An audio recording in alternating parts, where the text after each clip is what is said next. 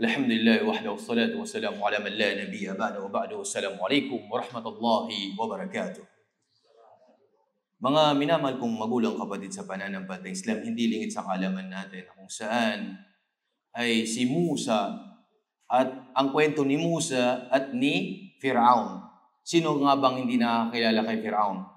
Si Firaun na kung saan ay siya naman yung tao na mapagmalaki sa kalupaan, na gumagawa ng injustice, subhanallah, hanggang sa nag-claim na siya ay Panginoon at ini-enslave niya ang mga Banu Israel. At dito, sa panahon na ito na kung saan ipinadala ng dakilang tagapaglikha si Musa alayhi salatu wassalam para iligtas ang angkan ng Israel. Kanino? Sa mapang-aping yaon na si Firaun. At dito, umalis sila ng gabi kasama ng mga Banu Israel upang lumigtas o di kay iligtas ang mga tao na ito sa panghahamak, pag-aalipusta sa kanila ni Firaun. Hanggang sa nalaman ni Firaun na umalis ang mga Banu Israel at kasama si Musa alayhi salatu wassalam, ipinag-utos niya ngayon ng mga sundalo, habulin sila, subhanallah. At dito na nangyari mga kapatid, mga magulang, subhanallah, sinabi mula sa banal na Quran, فَلَمَّا تَرَاءَ الْجَمْعَانِ قَالَ أَصْحَابُ مُوسَى إِنَّا لَمُدْرَكُونَ. Dito na nakita, grupo, subhanallah, ni Firaun at ni Musa alayhi salatu wassalam. Pero ano sa palagay nyo? Sa front nila ay bahar. Ito yung Red Sea na tinatawag ngayon. Sa likod nila, si Firaun. Allah. Ano kayo sa palagay nyo mangyayari? Subhanallah. Ano kayo palagay natin mangyayari, mga kapatid, mga magulang sa pananampalatayang Islam? Saan sila tutungo? Harapan nila, tubig. Likod nila, si Firaun. A'udhu billah. La hawla wala quwwata illa billah. Ano kaya sa palagay nyo mangyayari?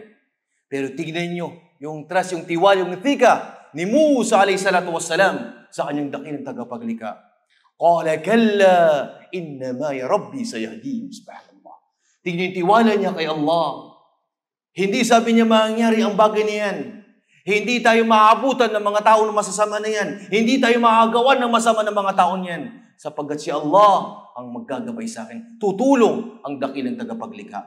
Dito na in order kay Musa alayhi salatu wassalam, pawahayna ila Musa an idrib bi asaka al-bahr. Inutos kay Musa na kung saan paluin ng kanyang tungkod, ng kanyang halo ng ang bahar. At dito na hati katawdil azim na napakalaki.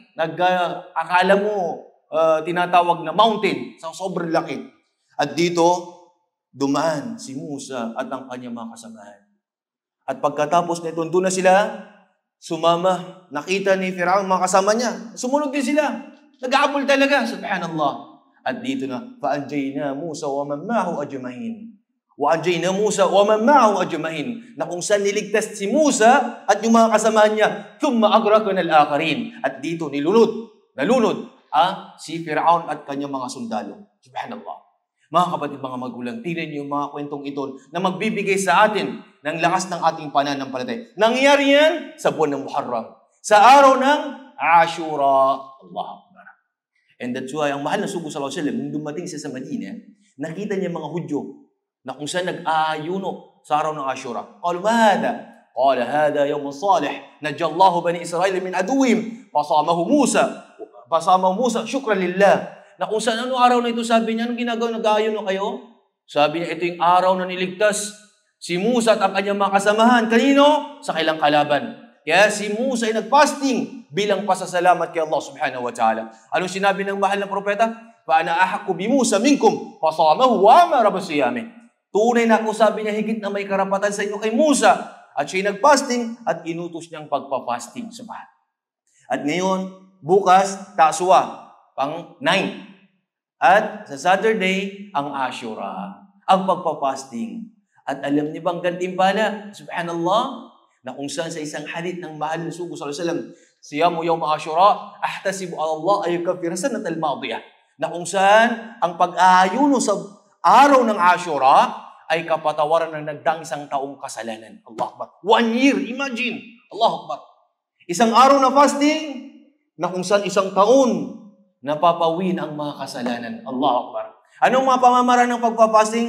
Pwede mo siyang gawin 9 or 10. Pwede mong gawin 9, 10, 11, pwede 10, 11, o kung hindi na kaya, yung pang-10 na lamang, subhanallah. Ito 4 na pamamaraan ng pag-aayuno sa Ashura. Kaya mga kapatid, mga magulang sa pananampalatayang Islam, ibahagi natin ang mensahe ito sa mga mahal natin sa buhay. Malay natin na kung saan ay magabay sila, makakuha nila ang gantimpalang ipagkakalob sa kanila ni Allah subhanahu wa ta'ala. At ganoon din, makakuha tayo ng gantimpala. Maraming salamat hanggang dito na lamang. Wa akhir da'wana alhamdulillahi rabbil alamin. Assalamu alaikum warahmatullahi wabarakatuh.